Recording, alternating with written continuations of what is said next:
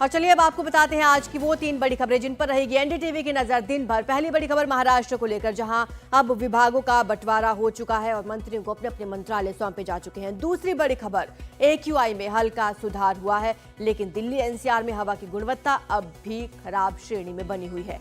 तीसरी बड़ी खबर आपको दिखाएंगे महाकुंभ की भव्य तैयारियां।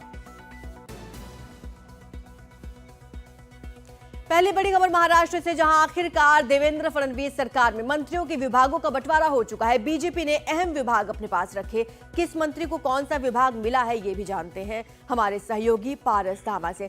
पारस हमारे साथ जुड़ रहे हैं। पारस, आखिरकार मंत्रियों को अपने अपने विभाग मिल चुके हैं। कयास ये लगाए जा रहे थे कि एकनाथ शिंदे को गृह विभाग दे दिया जाएगा, लेकिन ऐसा हुआ नहीं।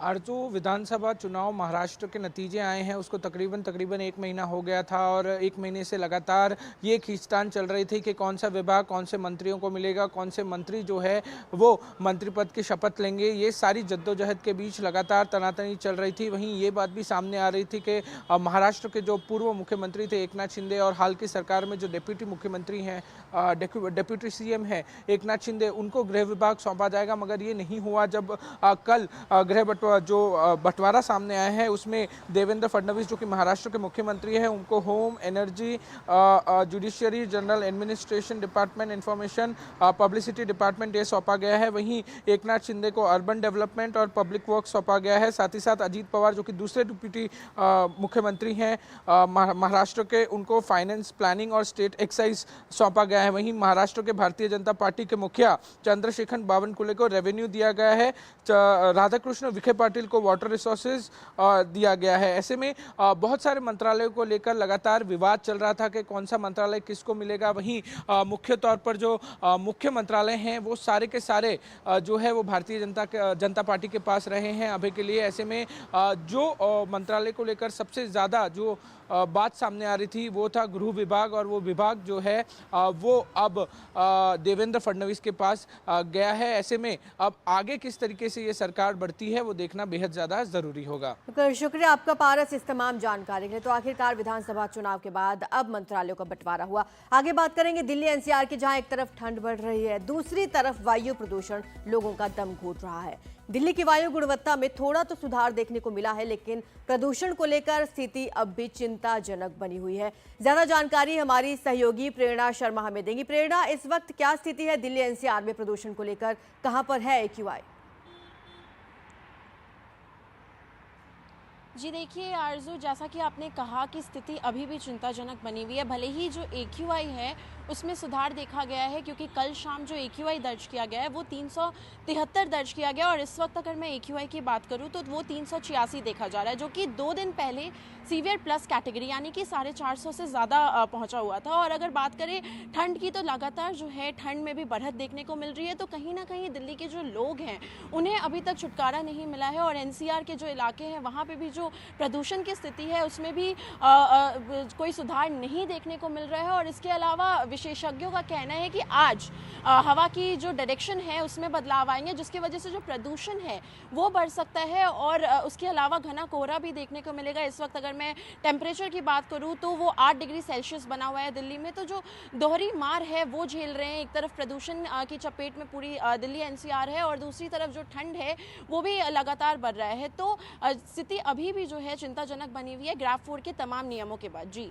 शुक्रिया आपका प्रेरणा इस तमाम जानकारी के लिए। तो दिल्ली NCR की हवा की गुणवत्ता अभी भी चिंताजनक बनी हुई है, AQI गंभीर श्रेणी में है। आगे बढ़ते हैं, बात करते हैं प्रयागराज की, जहां महाकुंभ की जोरों शोरों से तैयारियां चल रही हैं। शहर को सुंदर तरीके से सजाया जा रहा है, श्रद्धालुओं के लिए विशेष इंतजाम किए गए हैं, और तस्वीरें भी हम आपको लगातार दिखा रहे हैं। वहां पर लगातार तैयारियां की जा रही है। महाकुंभ को लेकर अलग अलग अखाड़े बनाए गए हैं। प्रयागराज में महाकुंभ की जोरों शोरों से तैयारियां चल रही हैं। ये ड्रोन कैमरा से ली गई तस्वीरें आप देख रहे हैं। शहर को सुंदर तरीके से सजाया जा रहा है, साथ ही वहां सुरक्षा के भी तमाम इंतजाम किए गए हैं, और ना साधु संतों को कोई दिक्कत ना हो, इसकी भी खास तैयारियां की गई हैं।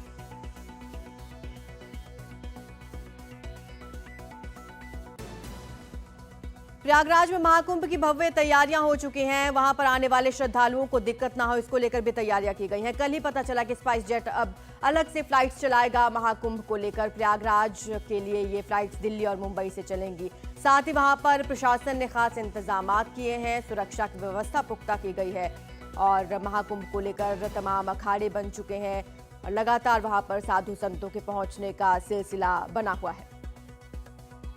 हमारे सहयोगी राहुल हमारे साथ बन चुके हैं। राहुल, इस बार क्या अलग आप देख रहे हैं महाकुंभ में?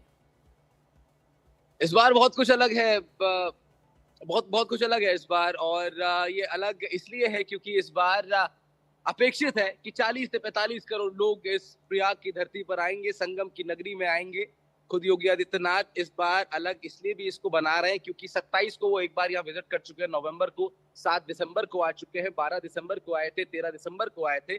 अब एक बार फिर वो आने वाले कल में यानी सोमवार को फिर आने वाला है। यानी पिछले 1 महीने के अंदर 5 बार खुद उत्तर प्रदेश के मुखिया प्रयाग आ चुके हैं। तो ये दिखाता है कि इस बार का जो महाकुंभ लगने वाला है और ये जो पीछे खाली सड़कें अभी आपको दिखाई दे रही हैं, ये जब भरेंगी तो ये कैसे मैनेज होगा, बहुत अच्छे से इसको खुद मुख्यमंत्री मॉनिटर कर रहे हैं। तो ये भी इसको अलग बनाता है। साथ ही इसका बजट भी अलग बना रहा है। हर बार 1-2 हजार करोड़ का बजट होता था, इस बार 7,000 करोड़ का बजट कुंभ के लिए अलॉट किया गया है। संख्या मैंने आपको बताई 40 से 45 करोड़ अपेक्षित है। तमाम लोग यहाँ आ रहे हैं और साथ अलग ये भी इसको बना रहा है कि इस बार की व्यवस्था अगर आप देखेंगे, क्योंकि इस वक्त मैं शहर के बीचों बीच खड़ा हूं और लेकिन अगर मैं इस वक्त होता मेला मैदान की ओर, शायद 10 दिन बाद आज से अगर कोई मेला मैदान पहुंचेगा तो फिर वहां पर वो तमाम चीजें वो देखेगा एक लंबी संख्या में जो पिछले कुंभों में नहीं देखने को मिले। इस बार जो पुल हैं उनकी संख्या बढ़ा दी गई है। जल यातायात पर खास फोकस रहने वाला है। रोबोट्स रहने वाले हैं जो लोगों को डूबने से बचाएंगे। आर्टिफिशियल इंटेलिजेंस का भरसक उपयोग किया गया है। नगर निगम की तरफ से जापानीज टेक्नोलॉजी के आधार पर इस तरह की प्लांटेशन की गई है जो कि कम हिस्से को बहुत ज्यादा डेंस फॉरेस्ट बना रही है ताकि एयर क्वालिटी पर काम किया जा सके। एयर क्वालिटी पर अलग से काम करने के लिए भी यहाँ पर तमाम चीजों का अलग अलग टेक्नोलॉजी का उपयोग हो रहा है। ड्रिंकिंग वाटर उपलब्धता के लिए अलग से काम हो रहा है। सफाई के लिए रोबोट्स यहाँ पर लगाए जाएंगे। मशीन्स का अलग उपयोग होगा और इस तरह की तमाम एक लंबी फहरिस्त है जो इस बार के महाकुंभ को स्वाभाविक रूप से बहुत अलग बनाया गया। तो शुक्रिया आपका राहुल इस तमाम जानकारी के लिए। तो इस बार महाकुंभ अपने आप में खास होने जा रहा है क्योंकि 7,000 करोड़ रुपए का बजट अलॉट किया गया है।